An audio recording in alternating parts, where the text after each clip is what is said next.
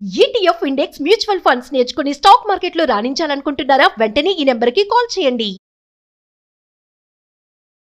నమస్కారం సార్. నమస్తే మా. ఇరిటేషన్, చిరాకు. ఈ ఇరిటేషన్ అనేది ఒక వ్యక్తికి ఎప్పుడు వస్తుంది సార్? అంటే పర్టికులర్గా ఈ ఇన్సిడెంట్లోనే వస్తుంది అని చెప్పొచ్చా? లేదు అంటే ఆ ఇరిటేషన్ అనేది ఒక మనిషికి పదే పదే రిపీట్ అవుతుంది అంటే దాన్ని ఎలా మనము వివరించవచ్చు అంటారు? పర్టికులర్గా ఏజ్ వైజ్ కావచ్చు, జెండర్ వైజ్ కావచ్చు, దీన్ని మనం చూడొచ్చా? లేదా అందరిలో ఇది సేమ్ ఉంటుందా?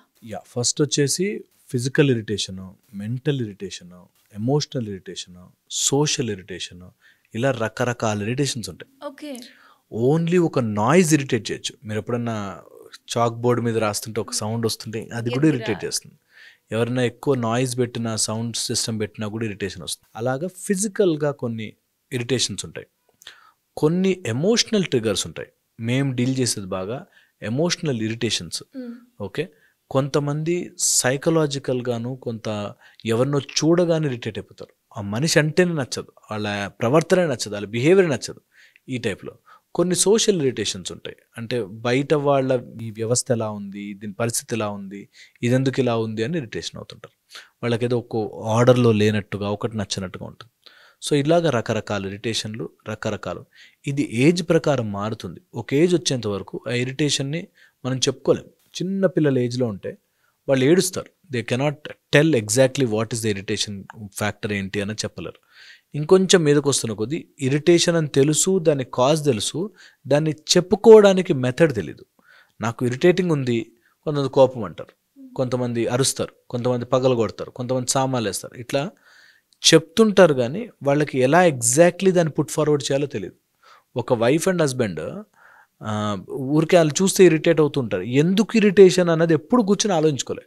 నాకు ఎందుకు నువ్వంటే పడట్లేదు అనేది ఎప్పుడు ఆలోచించరు. గొడవ పడతారు. వై అనేది ఎప్పుడు ఆలోచించుకోరు. సో ఇరిటేషన్ తెలుసుకోవాలి అంటే you should also ask why. ఇరిటేషన్కి ఒక ప్యాటర్న్ ఉంటుంది, ఇన్ గేట్ అవుట్ గేట్ అని. ఓకే. అంటే లోపలికి వచ్చేది వెళ్ళేది బయటకి. లోపలికి వచ్చే ఇరిటేషన్ ఎట్లా ఉంటుంది తెలుసా? ఫస్ట్ ఒక ట్రిగరింగ్ ఫ్యాక్టర్ ఉంటుంది, ఒక సెన్సరీ, ఒక స్టిమ్యులస్ ఉంటుంది, ట్రిగర్ ఉంటుంది. ఆ ట్రిగర్ తర్వాత దాన్ని అనలైజ్ చేస్తుంది. నాకు ఎందుకు ఇరిటేషన్ వస్తుంది అన్నది ఒక అనాలిసిస్ స్టేజ్లోకి వెళ్తుంది. దాని తర్వాత దాన్ని ఒక బిహేవియరల్ ప్యాటర్న్గా మార్చుకుని అది కోపమనో లేకపోతే సామాన్లు విసిరేయడమనో అని ఒక ప్యాటర్న్ తయారు చేసుకుంటుంది.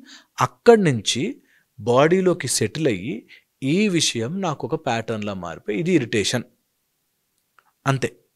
ఇలాగ వాళ్ళు they will attach a in gate. Out గేట్కి వచ్చేసరికి దాన్ని కోపం రూపంలో తీయడం కోసం, దాన్ని బాధ రూపంలో తీయడం కోసం, లేకపోతే అక్కడ పవర్ లేకపోతే డిప్రెషన్ అని, ఏడుపని, ఈ టైప్లో ఏ ఇరిటేషన్ అయినా మారే ఛాన్స్ ఉంటుంది. సో ఈ ఇన్ గేట్ని అవుట్ గేట్ని పిల్లల ఏజ్ నుంచే, చిన్నప్పుడు ఏజ్ నుంచే మేము ఎమోషనల్ డెవలప్మెంట్ నేర్పిస్తాం. దట్ ఎప్పుడైనా అట్లా ఇరిటేటింగ్ ఫ్యాక్టర్స్ కొన్ని మన చేతుల్లో ఉండని ఇరిటేట్ చేస్తాయి, కొన్ని మన చేతుల్లో ఉంటాయి ఇరిటేట్ చేస్తాయి. అలాగా కొన్ని విషయాలు మన చేతుల్లో లేకుండా ఇరిటేషన్ అయితే ఎలా డీల్ చేయాలి, ఎలా వాటిని అర్థం చేసుకోవాలి, ఎలా వాటి నుంచి బయటపడాలి, ఈ టైప్లో ఇరిటేషన్ని మనం అర్థం చేసుకోవచ్చు.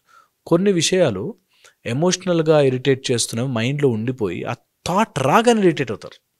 అరే ఎందుకు ఇట్లా అవుతుంది, ఎందుకు ఇలా జరుగుతుంది, నాతోనే ఎందుకు ఇలా జరిగిందని. సో అది ప్యాటర్న్ ఫామ్ కాకుండా ముందే ఆపుతాం, ముందే ప్రాక్టీస్ చేస్తాం.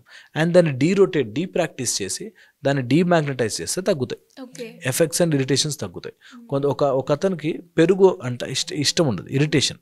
పెరుగు అన్నం అంటే అస్సలు నాకు ఇష్టం ఉండదు, నాకు అది చూస్తే నా సేమ్ రోజు అలాగే పెడతారు, అదే పెడతారు, నాకు మా అమ్మ అదే పెడుతుంది, నాకు ఇష్టం ఉండదు. అంటే సార్ ఇది ఒక పర్టికులర్ థింగ్ మీదనే కాకుండా ఒక మనిషి, ఏదైనా లేదంటే వస్తువు, సౌండ్, ఒక థాట్, ఒక ఐడియాలజీకి. ఒక అతను నాస్తికుడు, నాకు ఆస్తికుడు, దేవుడు నమ్మేవాడంటే నాకు ఇరిటేషన్ అండి. ఎందుకు నమ్ముతారండి ఎక్కడ చూడకుండా అనేటట్టు. ఎవరి ఐడియాలజీ వాడు, anything, one small trigger can trigger it.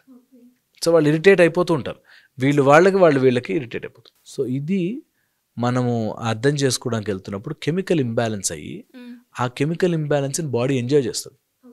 ఆ ఇరిటేషన్ అట్లా ఉంచుకుంటూ బాడీ ఎంజాయ్ చేస్తుంటుంది, మైండ్ ఇబ్బంది పెడుతుంటుంది. సో అందుకనే అందులోంచి బయటపడడం, ఆ ఇరిటేషన్ నుంచి బయటపడడం చాలా ఇంపార్టెంట్.